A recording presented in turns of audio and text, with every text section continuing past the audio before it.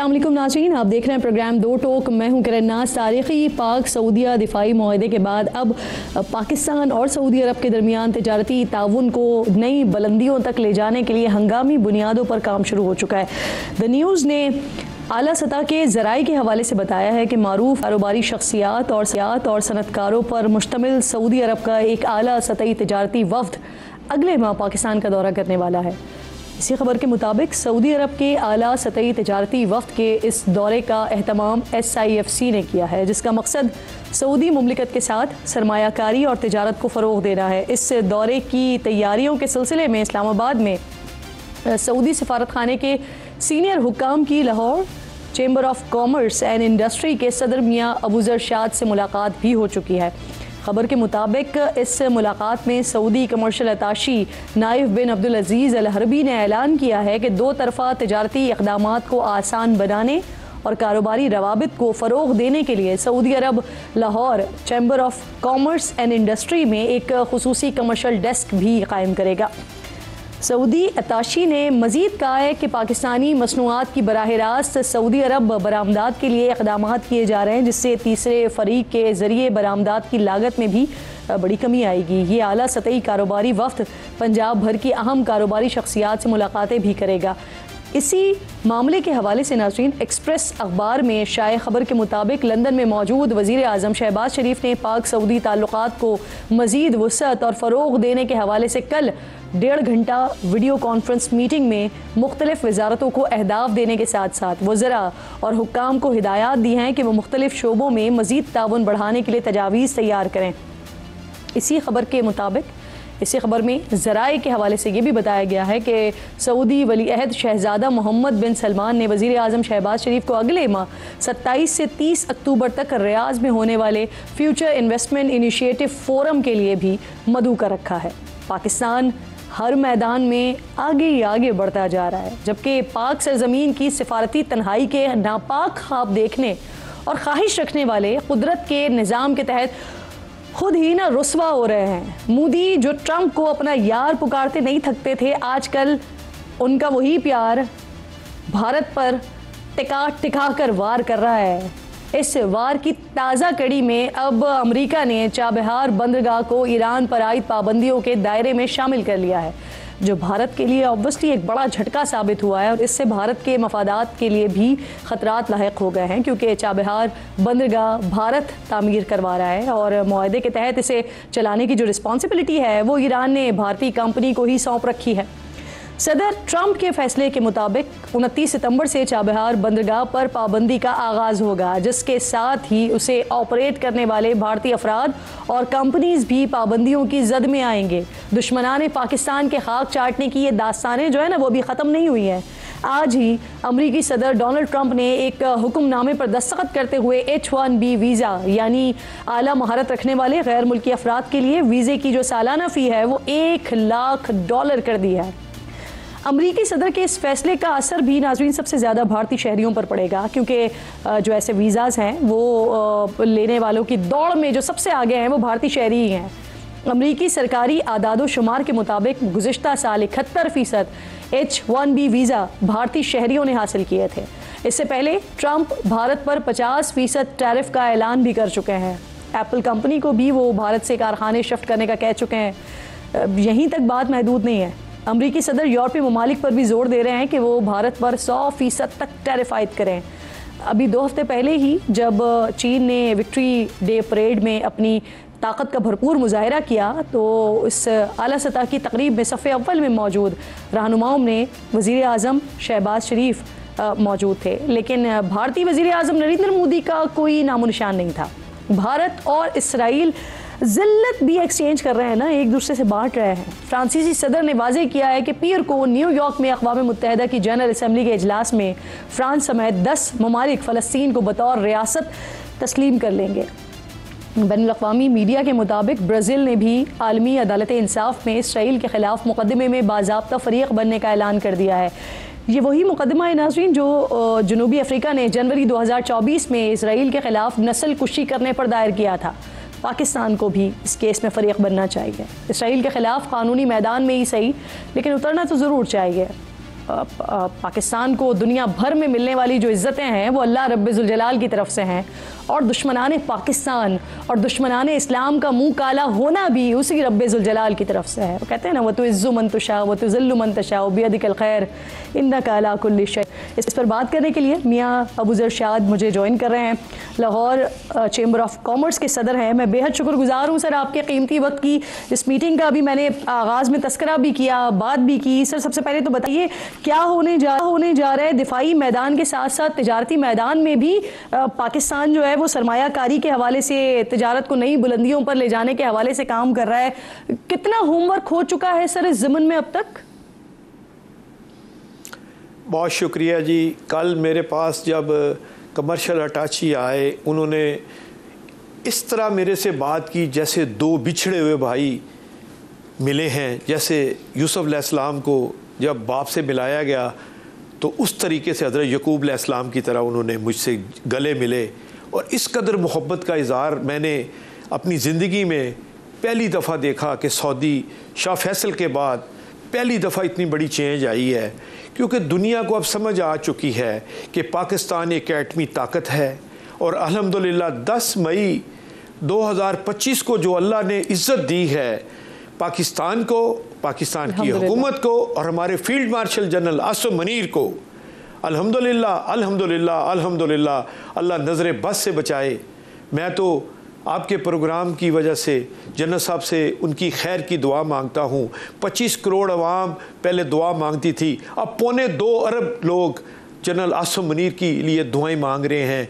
या अल्लाह, अल्लाह ने हमें अगर ऐसा जर्नैल दे दिया है तो या अल्लाह इसकी हिफाजत फरमा। ये जो अभी हम ये सिफारती मामलात के हवाले से देख रहे हैं, सरमायाकारी के मामलात हम देख रहे हैं, इस हवाले से बताइए सर क्या होमवर्क कब तक मुकम्मल हो चुका है जो हम आगे करने जा रहे हैं?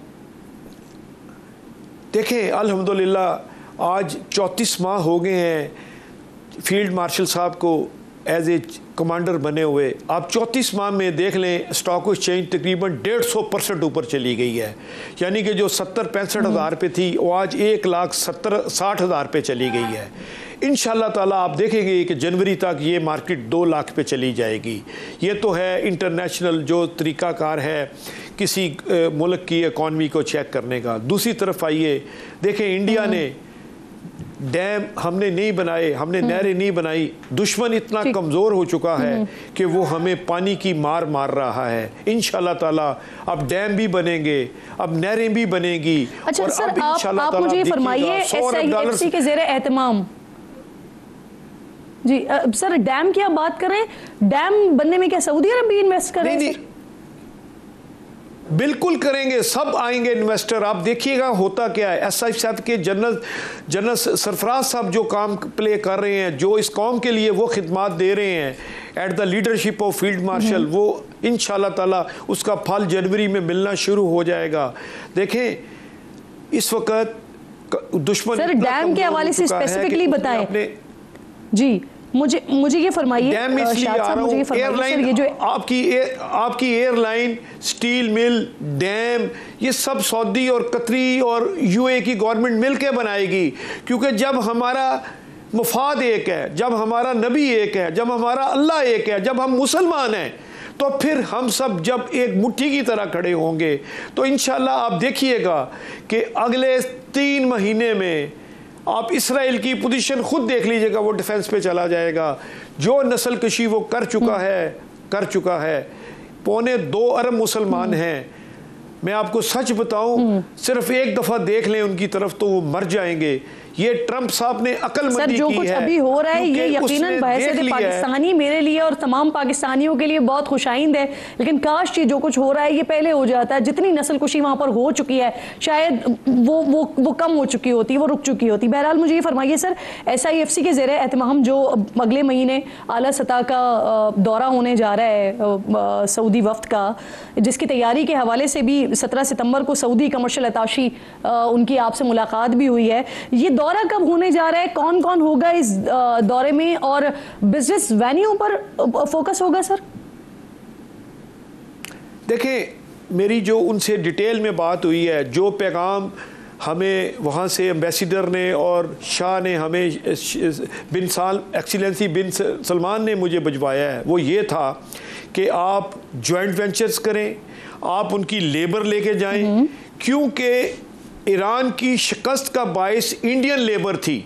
उनके जो जितने बंदे शहीद हुए 80 के 80 बंदे शहीद हुए टॉप के, वो सारी इंफॉर्मेशन इंडिया ने दी थी। अब इंडिया पे कोई ट्रस्ट करने के लिए तैयार नहीं। ट्रंप साहब इसलिए हमारी फेवर कर रहे हैं, ज़रा बात समझिए, क्योंकि आईटी का 80% से ज़्यादा बिजनेस ट्रंप साहब ने, अमेरिकन गवर्नमेंट ने, अमेरिकन कंपनीज ने गुड़गांव में, दिल्ली में रखा हुआ है। अब उनका उन पे ट्रस्ट उठ गया है। जो भारत की पॉलिसी है वो 100% पूरी दुनिया के सामने खुल के आ गई है कि ये दोस्त बन के दुश्मनी का रूप अदा कर रहे हैं। आपने देख लें बलूचिस्तान का जो वाकया ट्रेन वाला हुआ है, उसके पीछे भी इंडिया था। सर आप मुझे नंबर्स दे सकते हैं ईरान में जो हुआ, किन किन शोबों में सरमायाकारी होने जा रही है शाद साहब? क्या नंबर्स हैं उसके? कितने बड़ी स्टील में होगी, सीमेंट में होगी, केमिकल में होगी, पेपर इंडस्ट्री में होगी, प्लास्टिक इंडस्ट्री में होगी और ज़राअत में होगी। क्योंकि इस वक्त पूरी दुनिया में यूक्रेन की वार के बाद ज़राअत की प्राइसेस कंट्रोल से बाहर है, क्योंकि तकरीबन 20% से ज़्यादा ज़राअत यूक्रेन की वजह से बहुत ज़्यादा बेनिफिट था दुनिया को, जिसकी वजह से वेजिटेबल ऑयल की कीमतें ऊपर चली गई, दालों की कीमतें ऊपर चली गई, गंदम की कीमत सरमायाकारी का वॉल्यूम क्या होगा, ये नंबर्स दे सकते हैं आप शाद साहब? मेरा ख्याल है कि पहले क्वार्टर में मेरा ख्याल है कम से कम $50 अरब की तो सिर्फ सऊदी अरब से इंशाल्लाह ताला सरमायाकारी उम्मीद रखते हैं। बुलेट ट्रेन बनेगी जो आपकी कराची से लेके आपकी अफगानिस्तान से होती हुई तुर्की तक जाएगी। एक तो ये पॉलिसी भी ज़हन में हमारे है कि ये भी होगी। हमारा रोड्स मैप बिछेगा, हमारा सऊदीया के साथ जो ज़मीनी रास्ता है वो भी डेवलप हो जाएगा। बल्कि मैंने उन्हें कहा कि 1960 में हम लोग बहरी जहाज़ों पे हज करते थे, उन्होंने कहा हम क्रूज़ भी करते हैं ताकि टूरिज़म पे ऊपर भी काम हो।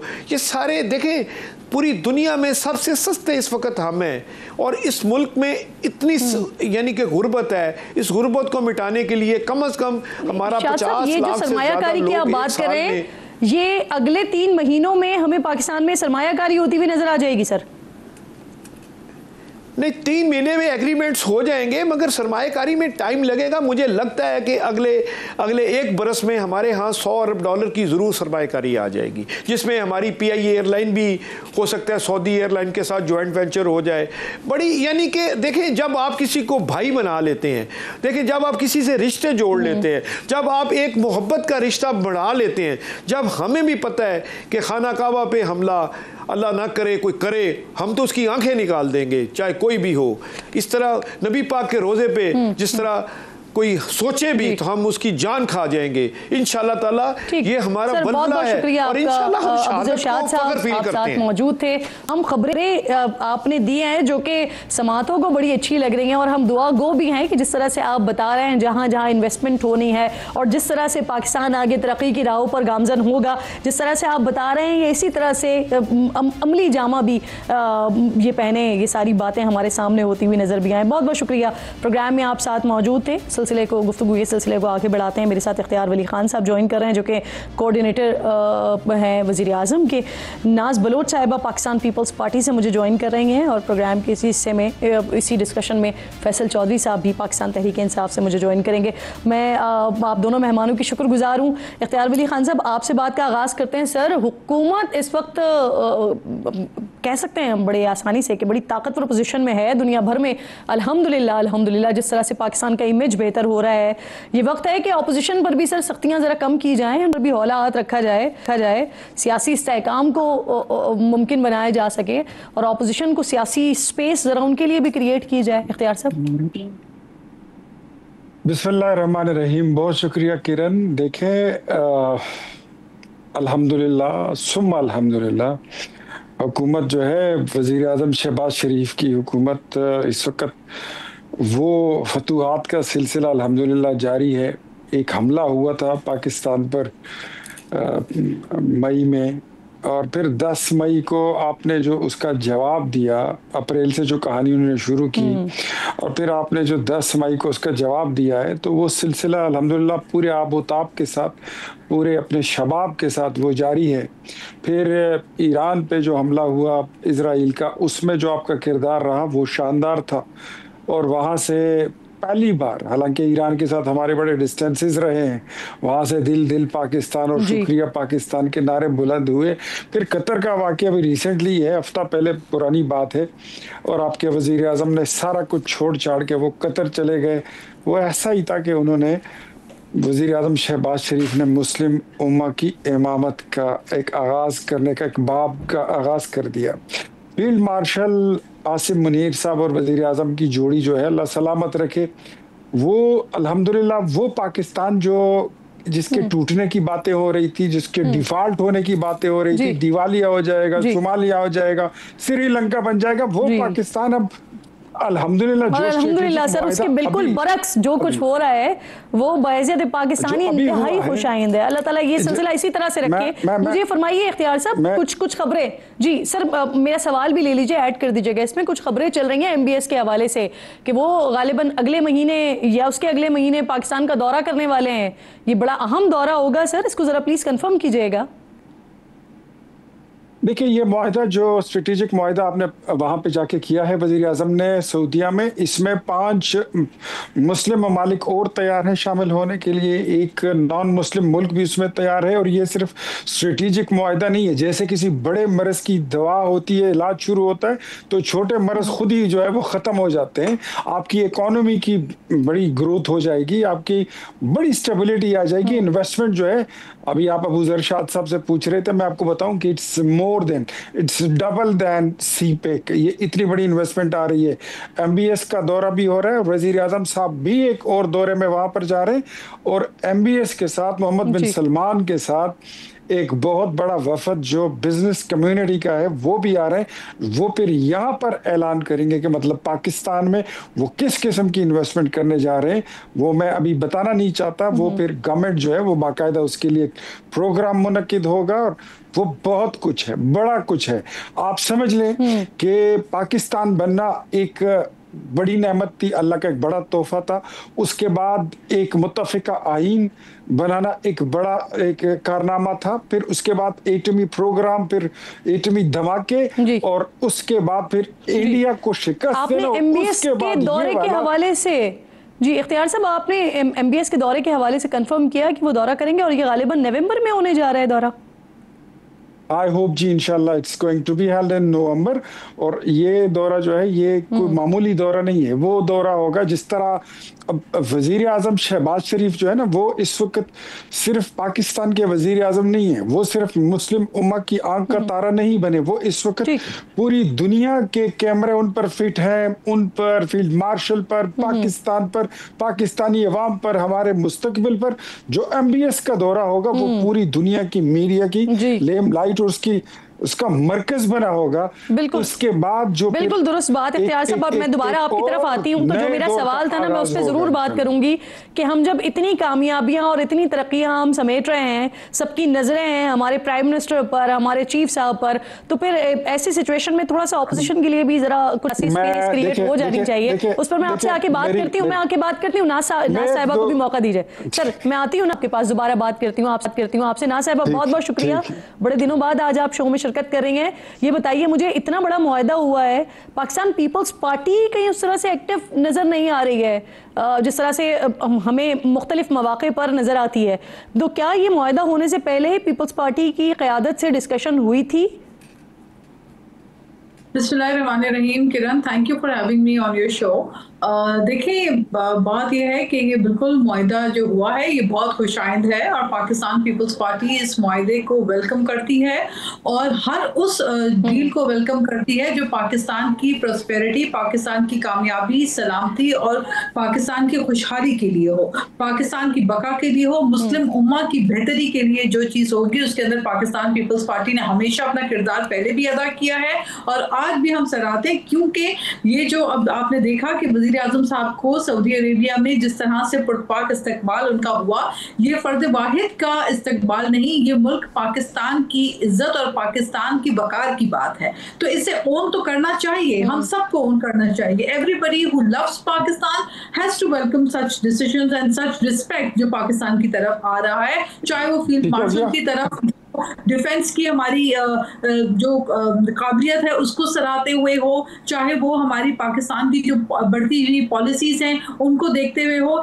या इस खत्ते के अंदर पाकिस्तान की जो अहमियत है उसका अंदाजा करने पर जो ममालिक आगे बढ़कर पाकिस्तान के साथ काम करना चाह रहे हैं, जो पाकिस्तान के साथ तिजारत करना चाह रहे हैं, जो पाकिस्तान के लिए फ्रंट्स खोल रहे हैं, तो मेरा ख्याल है ये बहुत ही अहम क्रेडिट आप किसे देना ज्यादा समझती हैं ना साहिबा? क्रेडिट किसका है? आप हुकूमत का क्रेडिट समझती हैं या उससे ज्यादा असली क़यादत का क्रेडिट समझती हैं जो कुछ भी हो रहा है इस वक्त? Kiran, let me tell you one thing. देखिए, मैं as Pakistani, as Pakistan Peoples Party member, मैं ये समझती हूँ कि जो ख्वाब जुल्फ़िकार अली भुट्टो शहीद ने देखा और जो इस्लामिक समिट उन्होंने बुलाई और जिस तरह तमाम इस्लामी ममालिक के सरबराहान को एक साथ एक पेज पे करके मुस्लिम उम्मा की तमाम एक कुव्वत को आगे बढ़ाने के लिए अपना किरदार, अपना रोल प्ले किया पाकिस्तान ने भुट्टो साहब की दौरे हुकूमत में। जुल्फ़िकार अली भुट्टो साहब का ख्वाब पीपल्स पार्टी के दौर में पूरा नहीं हो सका, शहबाज शरीफ साहब ने उनके ख्वाब को पूरा किया। ये कह रही हैं पाकिस्तान पीपल्स पार्टी ने हर दौरे हुकूमत में अपना किरदार अदा किया। और अब भी मैं अपनी बात मुकम्मल कर लूं कि आपने देखा कि जिस तरह बिलावल भुट्टो ने पूरी दुनिया में जाके डिप्लोमेटिक फ्रंट में, फॉरेन फ्रंट में जाके उन्होंने पूरी दुनिया को ये पैगाम पाकिस्तान का दिया कि पाकिस्तान का पैगाम अमन का पैगाम है। और भारत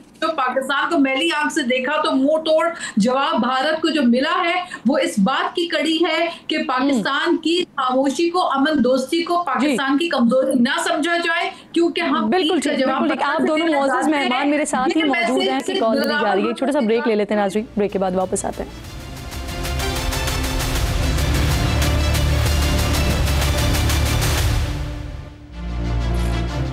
प्रोग्राम में एक बार फिर आपको खुशामदीद कहती हूँ। मेरे तीनों मुअज़्ज़िज़ मेहमान इख्तियार वली खान साहब, नाज बलोच साहिबा और फैसल चौधरी साहब साथ मौजूद हैं। फैसल साहब, आपसे इस सेगमेंट का आगाज़ करते हैं। ये बताइए सर, ये जाफर एक्सप्रेस पर हमले का जो मास्टर माइंड था वो पुरस्कार तौर पर अफगानिस्तान में हलाक हो गया, या यूँ कह लीजिए कि अपने अंजाम को पहुँच गया है।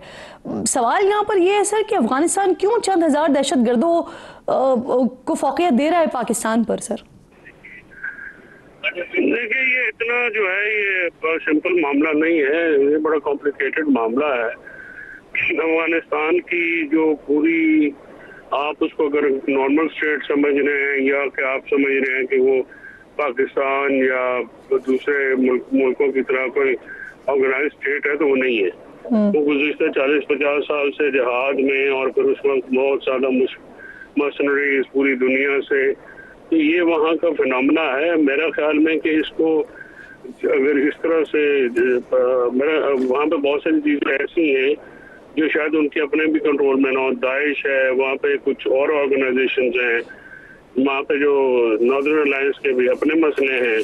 तो ये बड़ा कॉम्प्लिकेटेड फिनोमेना है। इसको इस तरह से ये कहना कि वहाँ पे हुकूमत का कोई इतना कंट्रोल है जैसे हमारी हुकूमत है, तो मुझे इस पे शक है। मैं नहीं समझता कि तालिबान का कंट्रोल इतना ज्यादा, क्योंकि उनकी टेरिटोरियल जो सारी ज्योग्राफी है वो भी बड़ी डिफिकल्ट टेरेन है। उस टेरेन के ऊपर जो है वो कैसे मामला करते हैं या सिलसिला होता है, that's a different thing. But having said so, देखिए तालिबान के साथ एंगेज किए बगैर टीटीपी को कंट्रोल नहीं किया जा सकता। उसका सियासी हल यही है। अगर आप कहें कि जी आप जंग लड़ेंगे या ये करेंगे वो करेंगे, उसका पाकिस्तान को, मेरी ओपिनियन में इस अप्रोच का पाकिस्तान को नुकसान होगा, क्योंकि हमारा इंफ्रास्ट्रक्चर, हमारा जो एक कंट्री वाइड चीज है वो अफगानिस्तान के पास तो कोई है ही नहीं। वो तो हमेशा ही लड़ते रहते हैं और उनका तो कोई इतना सेटअप ना तो अर्बन एरियाज है ना डेवलप्ड कंट्री है। उसके बरक्स पाकिस्तान जो है, हम तो बाकायदा एक नेशन है, हमारा इंफ्रास्ट्रक्चर है, हमारे सिटीज हैं, हमारे अर्बन सेंटर्स हैं, मतलब हमारा जो एक मामला है बिल्कुल डिफरेंट है। ठीक। तो इसका सियासी हल के लिए मेरा तो हमेशा से यही अप्रोच रही है कि आप तालिबान हुकूमत को एंगेज करें और उनके ऊपर ये जोर डालें कि देखिए इस तरह से नहीं हो एंगेज करने की जब कोशिश की गई है वो बेसूद रहा है ना इख्तियार वली खान साहब। ये जो पाकिस्तान और सऊदी अरब के दरमियान मुआहदा हुआ है इसका अफगानिस्तान पर क्या असर होगा? क्योंकि जो फैसल साहब बात करें एंगेजमेंट्स की, तो अभी ये चीन ने भी तो एक कोशिश की थी लेकिन तर्ज हुकूमत जो तालिबान हुकूमत का है वो नहीं बदला, तो क्या सऊदी इन्फ्लुएंस काम करेगा आपको लगता है? देखिए, ये इसमें कोई शक नहीं है जो फैसल भाई ने बात की है ना कि अफगानिस्तान का केस जो है वो दैट्स अ कॉम्प्लिकेटेड केस। वहाँ पर बहुत सारी जो चीजें हैं वो खुद अफगान हुकूमत के कंट्रोल में भी नहीं है और कुछ चीजें वहाँ पर अफगानिस्तान एक ऐसी चीजों को कुछ चंद चीजों का मुरक्कब बन गया है कि वहाँ पर मुख्तलिफ ममालिक ने अपनी अपनी ऑर्गेनाइजेशन लॉन्च करके रखी है जो वहाँ की हुकूमत के कंट्रोल में सारी नहीं है। अब उन चीज़ों को ठीक करने के लिए आपकी बात दुरुस्त है, आपके सवाल और आपका इशारा बिल्कुल ठीक है कि सऊदीया के साथ जो मुआहदा हमारा हुआ है उसके आपको और बड़े दूर रस नतज जो हैं वो आपको मिलेंगे अमन समेत। और अफगानिस्तान के साथ आपके जितने मामलात हैं, मतलब इसमें तो कोई शक नहीं है कि पाकिस्तान की हुकूमत ने हमेशा कोशिश की है कि अफगानिस्तान के साथ हमारे अच्छे ताल्लुकात हों, सिर्फ ताल्लुकात ना हो, अच्छे ताल्लुकात हों, सिर्फ अमन ना हो बल्कि अमन से बढ़ के ताल्लुकात, एक बेहतर रिश्ते के ताल्लुकात हों। लेकिन वहां से अफगान सरजमीन का पाकिस्तान की सरजमीन के खिलाफ इस्तेमाल होना वो एक काबिले मतलब उस पर बंदा क्या कहे, वो कोई अच्छी बात नहीं, बहुत अफसोस होता है उसका। और इस बात का जो है कई बार उनको शिकायत भी कर चुकी है। पिछले दिनों आपने देखा होगा कि पाकिस्तान पिछले दिनों तो वजीर आजम साहब ने फिर बड़ा वाज़ेह तौर पर कह दिया ना कि फिर आप सेलेक्ट कर लें, आप चूज कर लें, या दहशतगर्दों को चूज कर लें या फिर आप पाकिस्तान को चूज कर लें, क्योंकि फिर आपने हमारे पास कोई ऑप्शन नहीं छोड़ा। अब इख्तियार साहब अब जरा थोड़ा से मामले को आगे बढ़ाते हुए ना क्विकली जरा पॉलिटिकल इशूज की तरफ भी आ जाते हैं। ये बुशरा साहिबा के हवाले से इत्तलात और खबरें आई हैं कि उन्होंने पिम्प से अपना टेस्ट या इलाज वगैरह करवाने से इनकार कर दिया। Is it true sir? अच्छा, मेरी नॉलेज में ऐसी कोई बात है नहीं, वरना मैं जरूर उस पर कमेंट करता। लेकिन अगर उन्होंने इनकार किया है तो उनकी मर्जी, अगर वो किसी और अस्पताल से कराना चाहती है तो शायद इसीलिए उन्होंने इनकार किया होगा। लेकिन उनको तो वो तमाम फैसिलिटी, ऐसी कोई खास बीमारी तो, और अगर वो करवाना चाहती है तो हुकूमत फैसिलिटेट करेगी उनको। मेरे ख्याल में बुशरा बीबी को कोई मसला नहीं है और अगर हुआ तो हुकूमत को इसमें हिचकिचाहट महसूस नहीं करेगी। ये उनका बुनियादी राइट बनता है, जरूर वो फैसिलिटीज उनको दी जाएगी। ना साहिबा जी बिल्कुल ठीक। ना साहिबा, मरियम साहिबा कह रही हैं कि अब जिस तरह से पाकिस्तान तरक्की की राहों पर है, आगे बढ़ रहा है, तो इमरान खान साहब इस वक्त जो है ना वो किस्सा पारीना हो चुके हैं। आप अग्री करती हैं उनके स्टेटमेंट से? इमरान खान अब माजी का हिस्सा हो गए?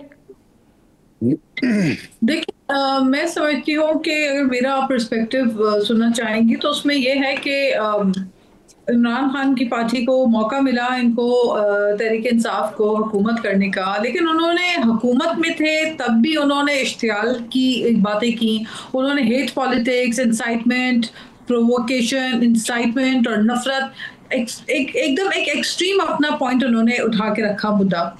जब वो ऑपोजिशन में थे तब भी उनकी सूरत हाल यही है। उन्होंने कभी मुल्क की ग्रोथ का नहीं सोचा। ये एक बहुत बड़ी ब्लेसिंग होती है, बहुत बड़ी अपॉर्चुनिटी होती है किसी पॉलिटिकल पार्टी को कि वो आके हुकूमत में खिदमत का मौका उनको मिलता है। लेकिन जब तहरीक इंसाफ को मौका मिला, उन्होंने उस वक्त बजाय हाथ मिला के आगे बढ़ने के, उन्होंने सोलो फ्लाइट अपना के सिर्फ पाकिस्तान के अंदर लोगों के अंदर एक ऐसी डिवीजन पैदा करने की कोशिश की। कभी इदारों को पॉलिटिसाइज कर देना, कभी पॉलिटिकल पार्टीज के तमाम लोगों को जेलों में डाल देना, फ्रंट बेंचेस को देखें, what goes around comes around. हम उस वक्त भी इनको समझाते थे कि ये जो उस वक्त इंतकामी कार्रवाइयां, किसी को हाईवे पे मोटरवे पे पकड़ के मंशात डाल दे गाड़ी के अंदर, किसी के ऊपर कोई मुकदमात इस तरह से डाल के उलझा दें, तमाम फ्रंट बेंचेस को उठा के हर पॉलिटिकल पार्टी की जो उस वक्त किया हुकूमत ने, तो इस वक्त हुकूमत कर रही है अब ऑपोजिशन के साथ, आप ये कह रही हैं? नहीं, मैं आपको मैं गुजारिश अपना बोया हुआ काट रहे हैं अगर वो। नहीं, देखिए इस वक्त तो आप देखिए ना, अल-कादिर ट्रस्ट या इनके मुख्तलिफ जितने भी केसेस हैं, ब्रॉडशीट वाले या जो भी इनके केसेस हैं, वो तो इनके जेन्युइन केसेस हैं। उस वक्त तो ये हो रहा था कि जिस पे इनको गुस्सा आता था, जो टेलीविजन पे आए, जो इनके खिलाफ बात करे, उसके ऊपर कोई ना कोई पर्चा कटवा के अंदर कर दो। तो जो मामला उस वक्त इन्होंने रखे थे, और हुकूमत का ये काम नहीं होता। हुकूमत का काम होता है आगे बढ़ना। एक मौका मिला था कि ये आगे बढ़ के इंटरनेशनली, हम बार बार कहते थे आप डिप्लोमेटिक फ्रंट के ऊपर गौर करें, आप मुल्क को आगे बढ़ाने के लिए दरवाजे खोलें, आप ईज ऑफ डूइंग बिजनेस करें। लेकिन आपके मुताबिक वो सब कुछ नहीं किया उन्होंने जब उनको हुकूमत का मौका मिला। मरियम साहिबा ने आई थिंक के लोगों की इतनी फिश मेमोरी नहीं होती है, और मुल्क जो है वो बार बार एक्सपेरिमेंट से गुजारने के लिए नहीं होता। हमें एक मौका मिला है। फैसल साहब, मुझे आज पाकिस्तान इजाजत दीजिएगा। किरण, जस्ट लेट मी फिनिश। आज पाकिस्तान की पार्टी कैबिनेट का हिस्सा नहीं है, लेकिन अगर हुकूमत की कोई भी कारकर्दगी अच्छी मुल्क के लिए होती है, हम उसको सराहते हैं। जहां गलती होती है हम उसको क्रिटिसाइज करते हैं, लेकिन हर वो काम करते हैं जो। अब मुझे इजाजत दीजिएगा, मेरे पास वक्त बहुत क्विकली जरा जा रहा है। मैं फैसल साहब से भी बात कर लूं। फैसल साहब, कल ना मरियम साहिबा ने एक और भी दावा किया था कि एक वजीर आजम को जहाज से उतारा गया था, दूसरे वजीर आजम को जो है वो इस वक्त सलामियां दी जा रही हैं, उनका पर्पल कारपेट इस्तकबाल वगैरह किया जा रहा है। कल इसी तनाजुर में फिर मैंने साबिक सफीर से जब बात की, जो अमेरिका में उस वक्त न्यूयॉर्क में थे जिस वक्त ये वाला सारा सिनेरियो हुआ था 2019 का, तो उन्होंने कहा कि नहीं, वो उस वक्त जहाज में टेक्निकल इशू ही था, ऐसी कोई बात नहीं थी उनकी नॉलेज में। रिस्पॉन्स कीजिएगा सर। देखिए, ये मरियम नवाज साहब बाजार है, क्योंकि पॉलिटिकल रिटोरिक पे वो पेश करी है, वो she is trying to build political capital, कोई जो कि उनसे नहीं बिल्ड हो रहा। उन्होंने बेतहाशा पैसे भी खर्चे हैं, अपनी तस्वीर नमूद और नुमाइश भी की है, बड़ी पैटी नमूद और नुमाइश की है, लेकिन उन्होंने की है। और इतने स्कैंडल्स हैं, इसके बावजूद वो आवाम में पॉपुलर नहीं हो रहे। तो वो ये इस किस्म के बयान दे के वो समझती हैं कि शायद इमरान खान साहब को वो इरेलेवेंट साबित करना चाह रहे हैं। तो एक सबड़याल का इलेक्शन हुआ था, जंग जीतने के बाद हुकूमत जो है 2 बजे इन्होंने उनको डब्बे उठाने पड़े, तो ये नहीं जीत सके। आज भी अगर आप फ्री एंड फेयर इलेक्शन कराएंगे तो हैंड्स डाउन इमरान खान जीत जाएंगे। तो ये हमेशा ही जो है वो इनकी सियासत की बुनियाद जो है वो सच पे तो आप साथ ही मौजूद रहेगा, तीनों मेरे साथ ही मौजूद हैं। फिर से ब्रेक की कॉल दी जा रही है मुझे, ब्रेक लीजिए नाज़रीन, ब्रेक के बाद दोबारा आते हैं।